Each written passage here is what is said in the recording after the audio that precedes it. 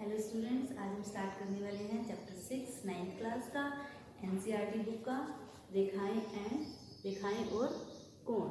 ठीक है, तो हम पहले इसके बेसिक कॉन्सेप्ट्स करेंगे, उसके बाद हम चैप्टर स्टार्ट करेंगे।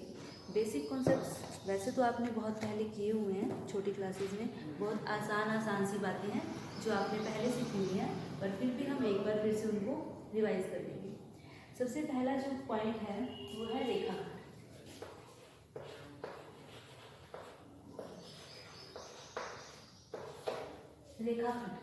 रेखाखंड क्या होगा? किसी भी दो बिंदुओं को मिलाने से जो आकृति आपके सामने आती है वो क्या है? रेखाखंड। किसी भी रेखाखंड के दो अंत बिंदु होते हैं। ठीक है, दो अंत बिंदु, ये अंत बिंदु, ये अंत बिंदु, ए और बी। तो ए बी क्या है? एक रेखाखंड। रेखाखंड के दो अंत बिंदु होते हैं।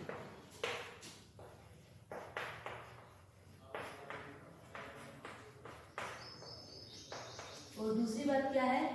हम क्या बोल सकते हैं? किन्हीं भी दो बिंदुओं को मिलाने से जो भी आकृति हमें मिलती है वो एक रेखाखंड है। उसके बाद है किरण। किरण क्या होती है? किरण, जिस तरह से रेखाखंड के दो अंत बिंदु होते हैं, अगर हमें एक अंत बिंदु मिले तो हम उसे क्या कहेंगे? किरण। हम कैसे बना सकते हैं इसको? अगर मैंने यहाँ तीर का निशान लगाया है, इसका मतलब क्या है कि ये यहाँ पर खत्म नहीं हुआ, ये अभी आगे चल रहा है, क्योंकि हम बोर्ड पे बहुत लंबा नहीं बना सकते हैं, इसीलिए इसको एरो के निशान से हम दिखाते हैं कि यहाँ खत्म नहीं हुआ है, ये चल रहा है।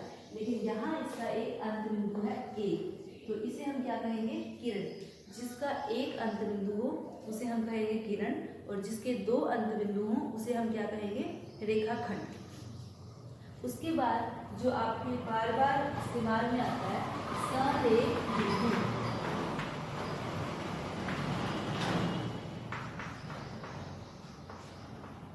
सरेख बिंदु वो क्या होते हैं? सरेख, आप इस शब्द पर फोकस करिए।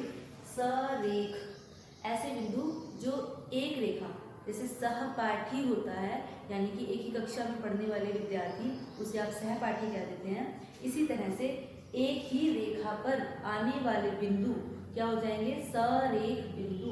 जैसे मैंने ये रेखा बनाई और ये ए बिंदु, ये बी बिंदु, ये सी, ये डी।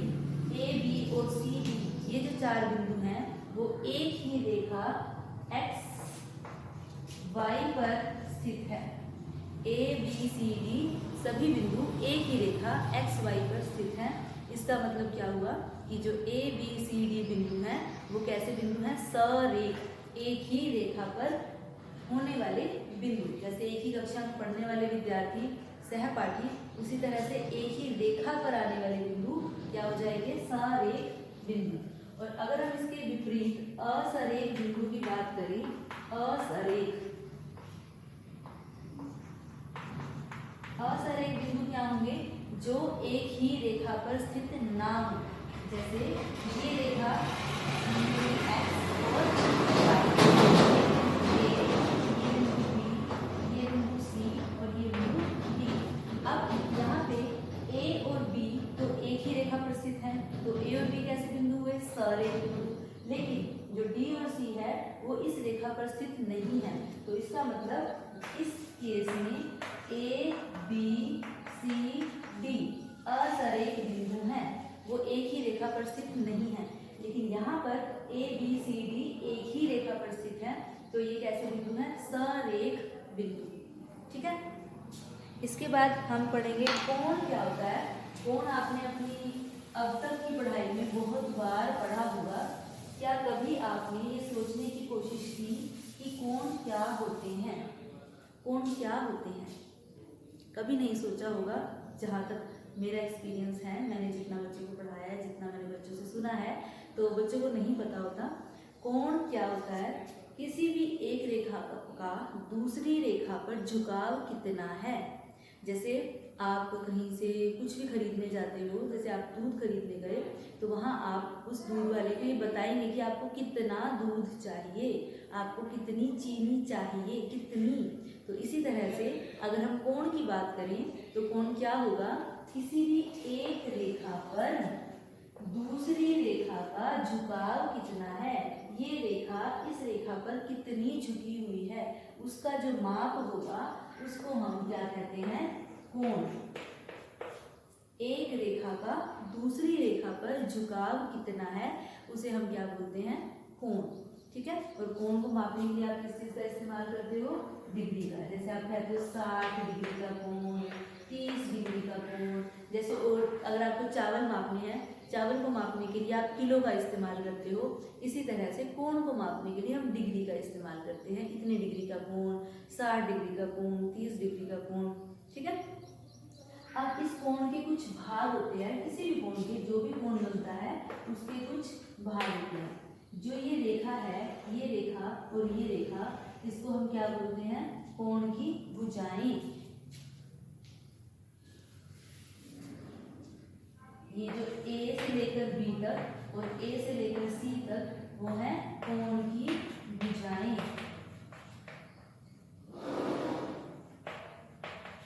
और जो यहाँ बिंदु है ए, इसको हम क्या बोलते हैं, कोण का शीर्ष या फिर वर्टेक्स।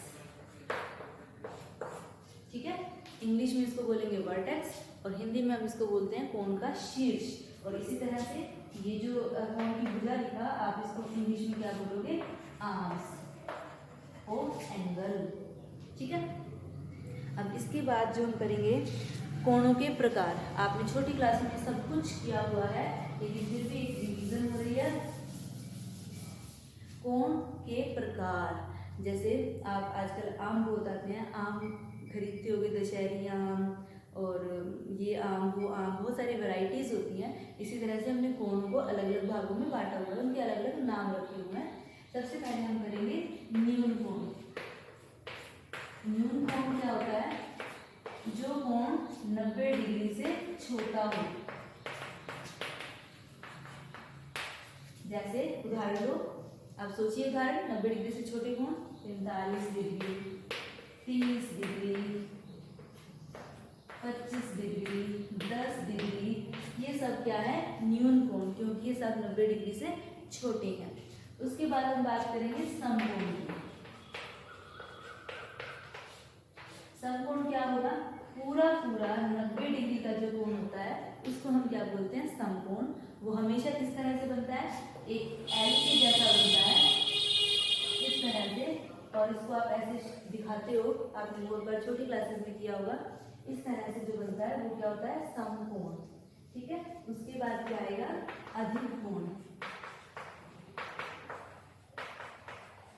अधिक कोण में क्या होता है, जो कोण 90 डिग्री से तो होगा बड़ा, ठीक है, और 180 से होगा छोटा। ठीक है।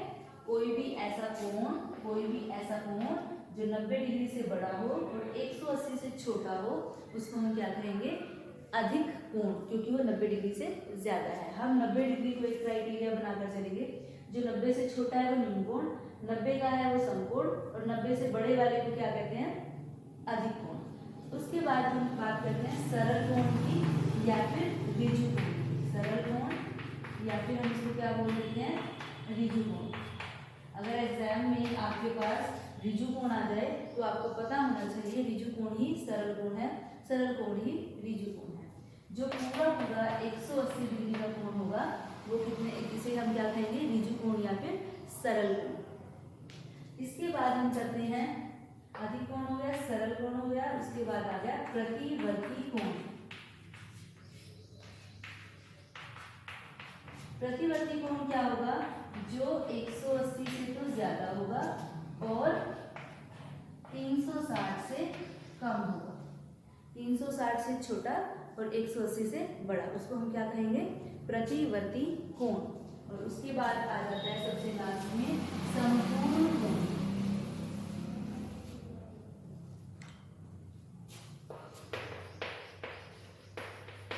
संपूर्ण कोण जो पूरा पूरा 360 डिग्री का यानी कि पूरा सर्कल हो जाएगा उसको हम क्या बोलते हैं, संपूर्ण कोण। अगर आप इसको इस तरह से देखोगे, हम यहाँ से चले, यहाँ तक पहुँचने के हो गए 90 डिग्री, ये पूरा जो होगा यहाँ तक ये 90 डिग्री, और इसके जो बीच में जितने भी कोण बनेंगे वो सारे न्यून कोण।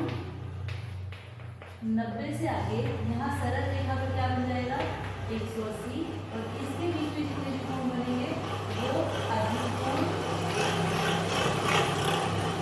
और यहाँ से लेके यहाँ तक जितने भी कोण बनेंगे वो सारे कितने होंगे, प्रतिवर्ती कोण।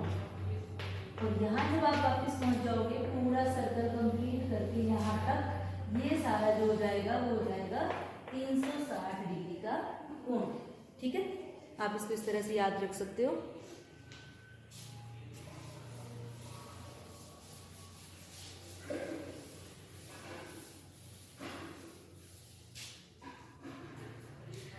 आगे की वीडियो, आगे का काम नेक्स्ट वीडियो में, क्योंकि वीडियो बहुत बड़ी हो जाएगी। Thank you.